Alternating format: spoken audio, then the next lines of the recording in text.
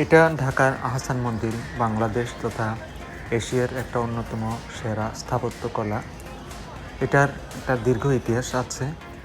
1859 সালে এটার নির্মাণ শুরু হয়, কনস্ট্রাকশন, এবং 1872 সালে এটা শেষ হয়।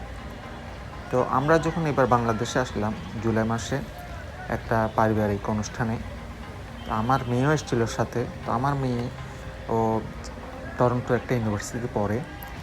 তার ইচ্ছা ঢাকার আহসান মঞ্জিল সে দেখবে, কারণ সে এর মধ্যে বিভিন্ন ওয়েবসাইটে এবং তার ফ্রেন্ডদের কাছ থেকে জেনেছে বাংলাদেশের দর্শনীয় স্থানদের মধ্যে তার তালিকায় এবং তার বান্ধবীদের তালিকায় পছন্দের শীর্ষে আছে ঢাকা আহসান মঞ্জিল।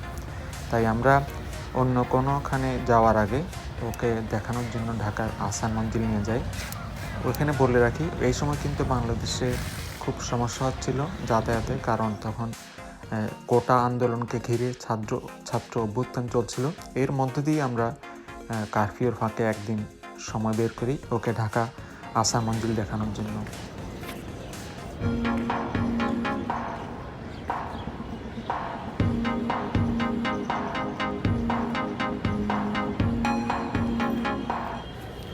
সামনে বুড়িগঙ্গা নদীর পার ঘেঁষে ঢাকা আহসান মঞ্জিল, এক অপূর্ব দৃশ্য। দেখতে আসলে খুবই সুন্দর লাগে। সামনে যদিও কিছুটা জঞ্জাল আছে, দোকানপাট, কিন্তু যখন ওয়েবসাইটে দেখানো হয় তখন খুবই সুন্দর লাগে।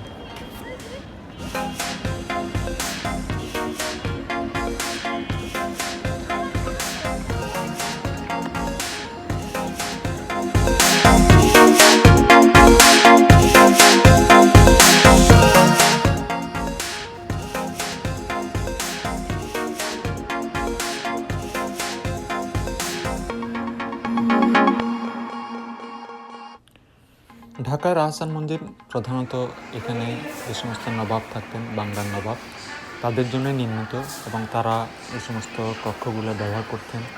যে স্টেয়ারকেস বা সিঁড়ি দেখতে পাচ্ছেন, তাদের আবাসস্থল, তাদের ব্যক্তিগত রুম, এবং তারা যে সমস্ত জিনিসপত্র ব্যবহার করতেন সে সমস্তগুলা এখানে গ্যালারিতে ঠাঁই পেয়েছে। তাদের লাইফস্টাইল বা তাদের জীবন ধারণ কীভাবে, চলাফেরা কীভাবে করতেন সেটার একটা ইঙ্গিত পাওয়া যায় এই সমস্ত জিনিসপত্রগুলো দেখলে। এবং এখানে বিভিন্ন আসবাবপত্র রয়েছে, ফার্নিচার রয়েছে, এবং তারা যে একটা সফিস্টিকেটেড জীবন যাপন করতেন সেটা বোঝা যায়। একটা বিরাট ডাইনিং রুমও দেখতে পেলেন, সেই এত বড় একটা ডাইনিং রুম তখনকার দিনে, এবং একটা অন্য ধরনের এটা একটা মাধুর্য আছে। এখানে বিভিন্ন ফটো আছে, বিভিন্ন পেন্টিং আছে, ফার্নিচার তো আছেই, বিভিন্ন তারা জিনিসপত্র ব্যবহার করতেন, ইউটেনসিলস, সবগুলো জিনিস এখানে আছে। এবং এটা তৎকালীন ঢাকার একটা ইতিহাস। এই ঢাকা আহসান মঞ্জিলে এই সমস্ত রুমে যখন আপনারা দেখবেন তখন বুঝতে পারবেন তৎকালীন ঢাকা কেমন ছিল, তাদের নবাবরা কেমন ছিলেন। এবং এখানে যে একটা দরবার হল আছে, তারপরে নাচের কক্ষ আছে, তাদের সেই সমস্ত, তারা এই সমস্ত কীভাবে ভোগবিলাস করতেন, এই সমস্ত জিনিসগুলো কিন্তু ফুটে উঠেছে সবগুলো মিলিয়ে।